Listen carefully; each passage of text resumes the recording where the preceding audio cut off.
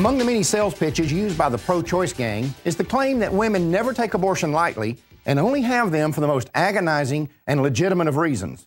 But in early April, a pro-choice student at Yale said that she artificially inseminated herself repeatedly during the previous year and then self-aborted using various chemicals and herbs.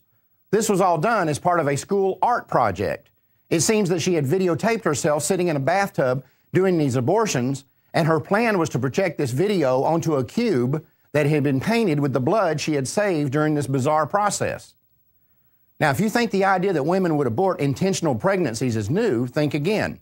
In 1991, rock singer Sinead O'Connor said that she wrote the song My Special Child just 2 weeks after aborting a planned and wanted baby because the pregnancy was making her ill and interfering with her touring schedule.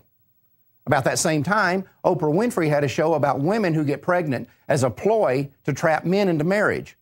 One of the guests stated, with no hesitancy or shame, that when her scheme didn't work out, she had an abortion. Then a few years ago, some female athletes were caught using pregnancy as a way to circumvent the Olympics rules against blood doping.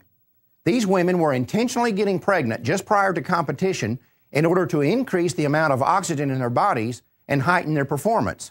After the competition was over, they would just abort. Olympic officials eventually determined that this was not only happening, but it was also not at all uncommon.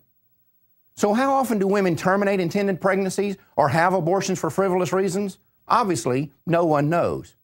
But perhaps the best insight into this was published in the March 9, 1989 edition of the communist publication Revolutionary Worker.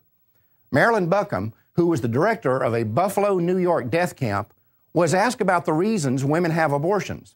In her answer, she stated, quote, "Women don't do this lightly. I'm sick and tired of hearing this.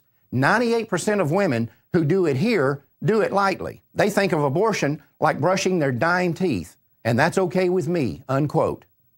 Believe me, Ms. Buckham was simply stating what most pro-choice people know but are too dishonest to admit.